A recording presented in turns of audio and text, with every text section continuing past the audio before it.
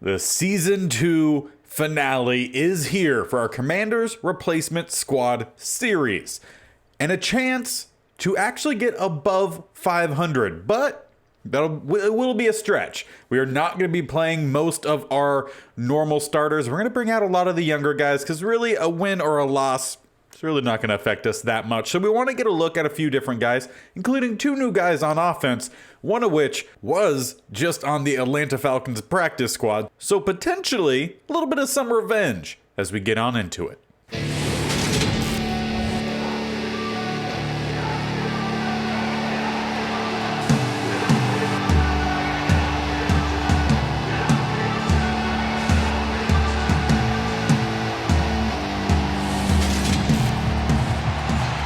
And the last game is underway. We'll be starting out on defense as this one is going through the back of the end zone.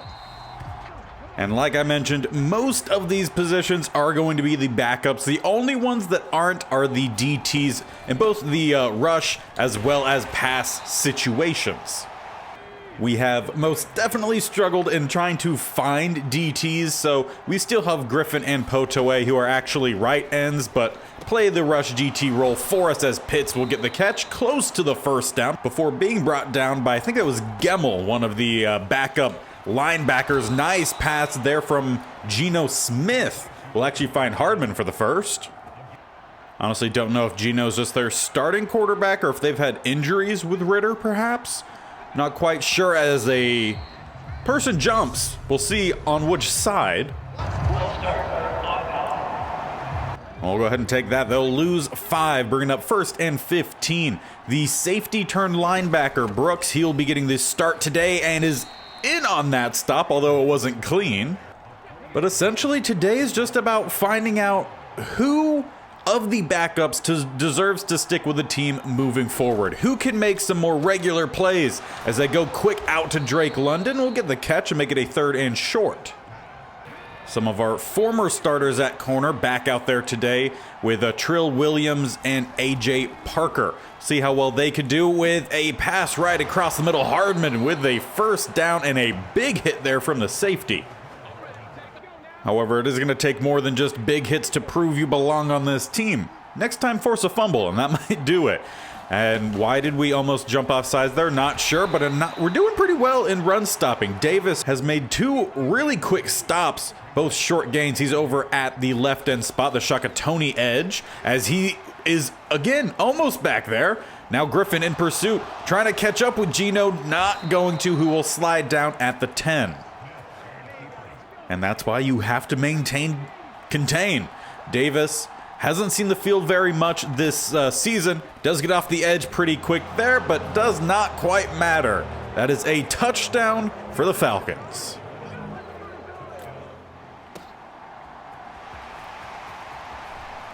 And we actually might have our first kick return touchdown of the series. Manny Fox right down the middle. Tremendous blocking. Wow. Honestly, I don't know if I've had a kick return on Madden 23.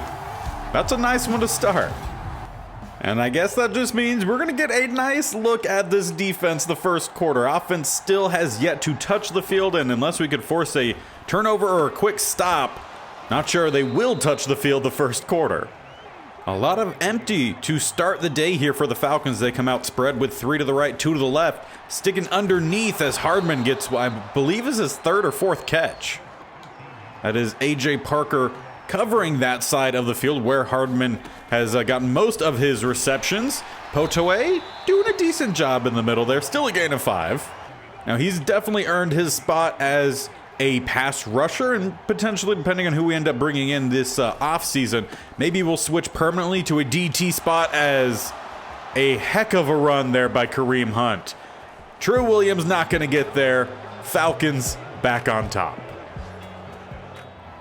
But with that quick score, the offense will see the field in the first quarter. Felipe Franks out there to start. Hand this one off Turbin down the middle, and we'll get a few, or a couple.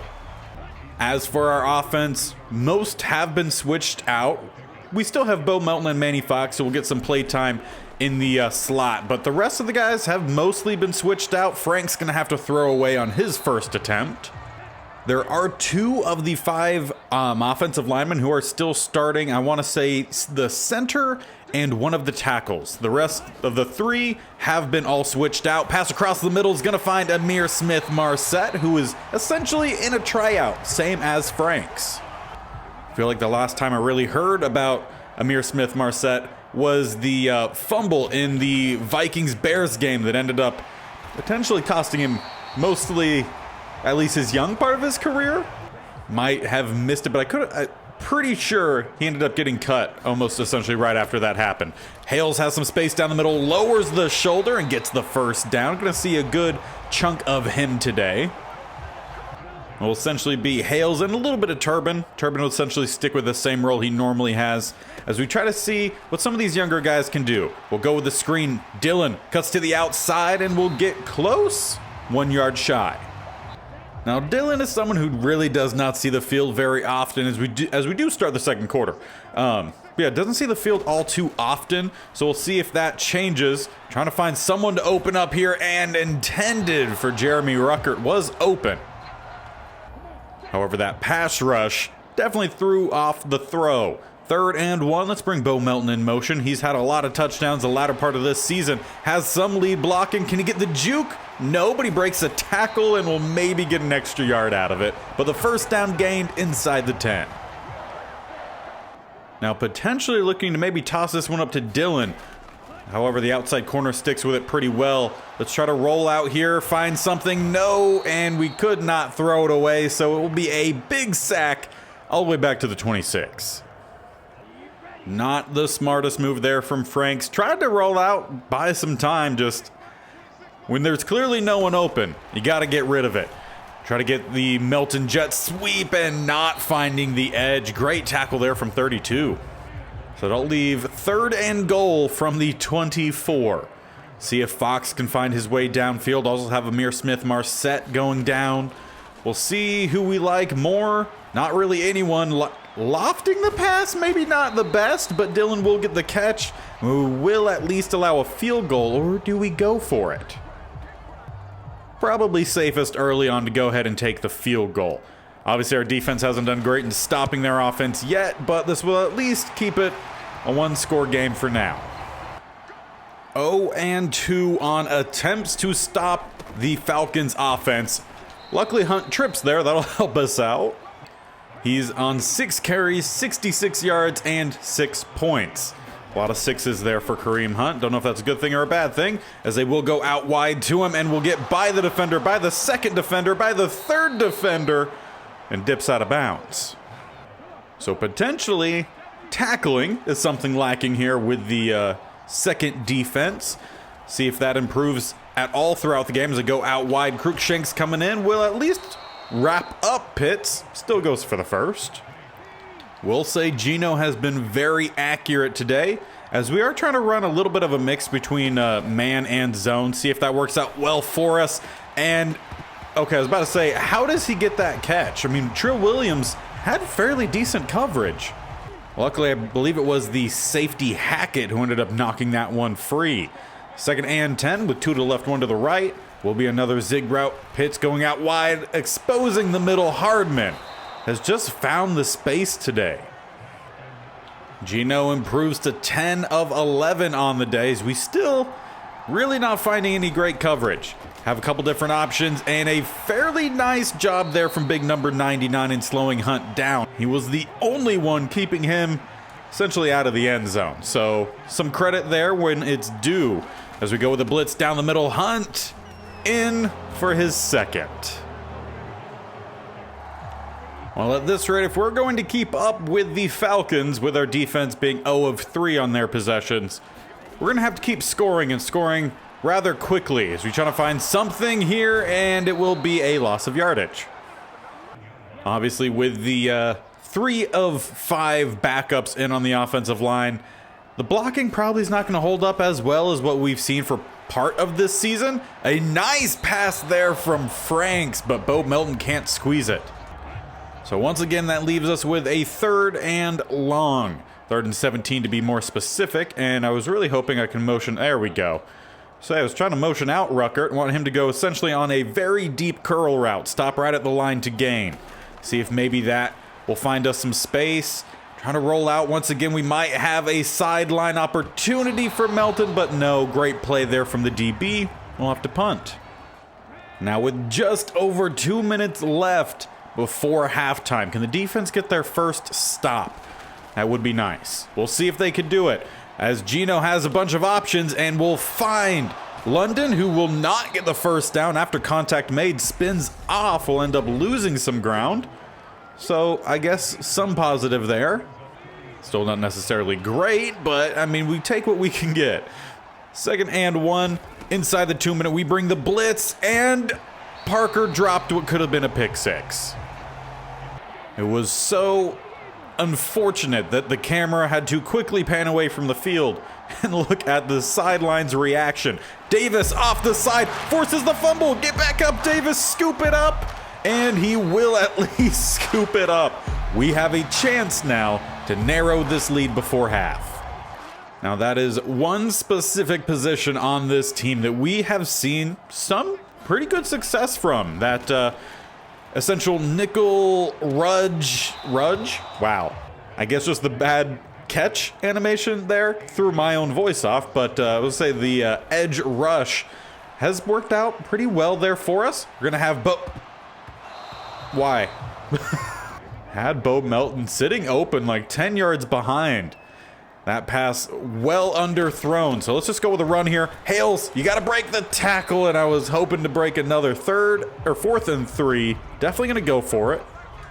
And they will come back out in that double A gap. We are going to stick with the read option. Keep this one with Franks, who has a little bit of some speed. Shucks off one defender. Gotta love to see it. Let's go into hurry up with that first down. See if potentially we could catch them over the top. Dylan going down the field on the right side is covered pretty well. We do have one receiver that apparently we just want to throw this one out of bounds anyway. I will say, so far, Franks, I mean, he makes some good plays, then some I'm not too certain about, so we'll see what we end up deciding to do, but Hales does not want to go down. Makes it 3rd and inches. We'll call a timeout.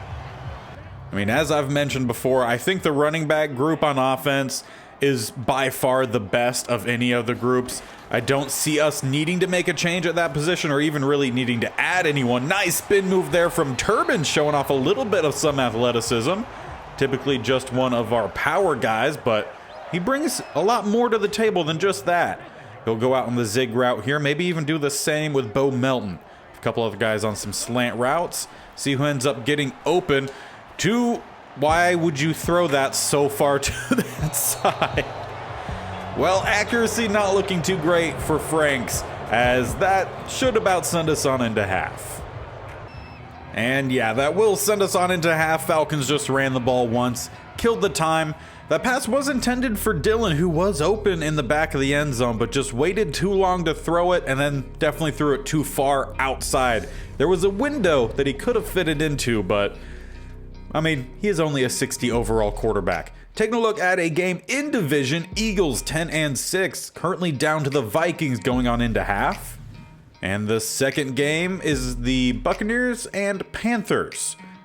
Panthers, also 10-6, up in this one, 21-7.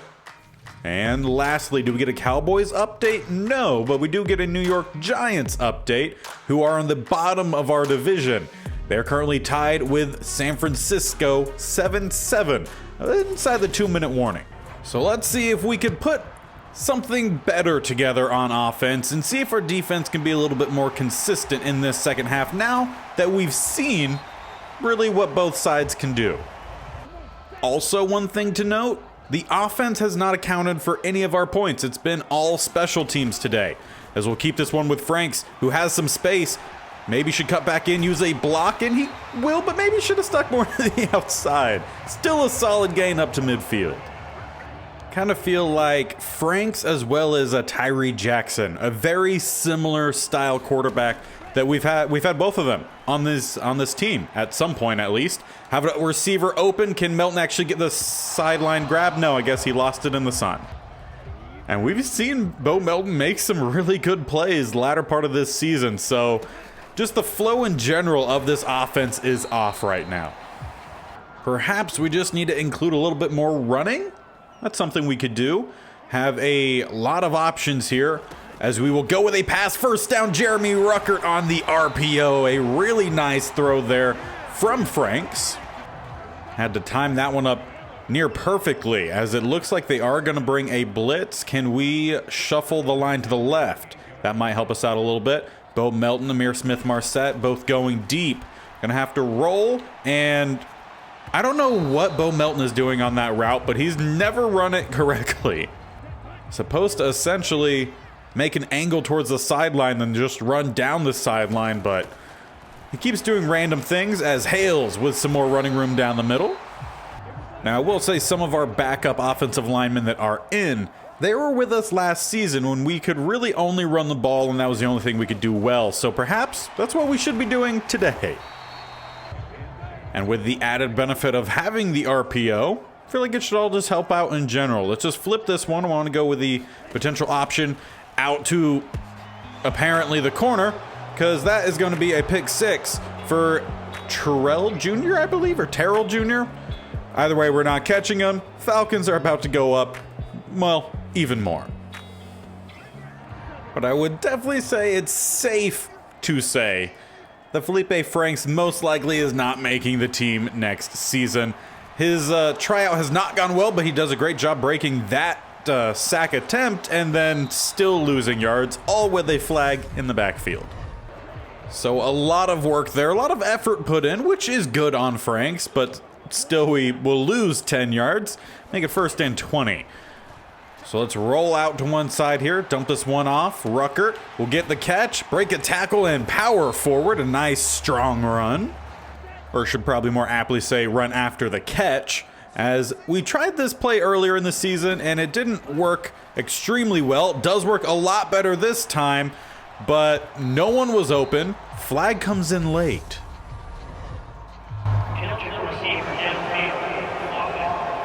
And yeah, it just seems that that play in general is not designed very well. So we'll probably not run that ever again. Let's go with the drag route here. Going to go Bo Melton, who will just about get the catch. Not a whole lot extra. And a potential blitz here from the Falcons on 3rd and 7, but they do drop out of it. We have Bo Melton again, right down the sideline. And okay, they do say catch. However, I'm not sure if it actually was or not.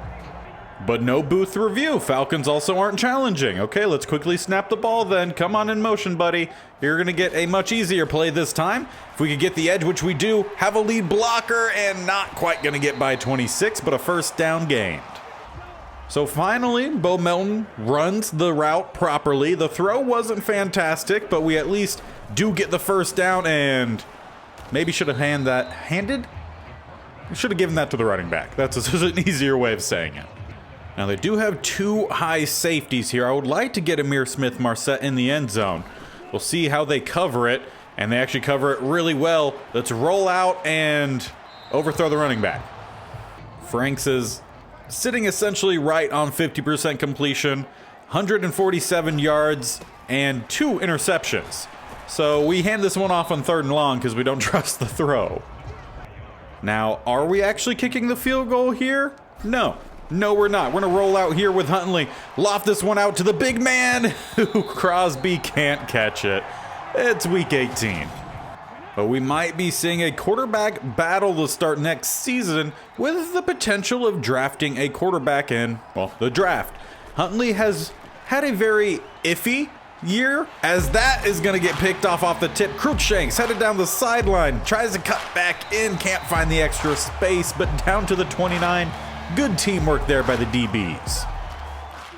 But one guy that is not going to be in that competition is Felipe Franks. We'll give him the rest of this game, see what he could do, but right now I don't see him having beat Cone for that number 3 quarterback spot. Plus, with Cone kind of being a fan favorite early on in this series, it's going to make it a lot harder for anyone to push him out of that role.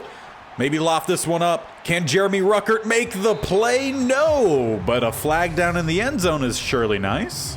And instead of bringing out Turbin, we'll keep Hales out there.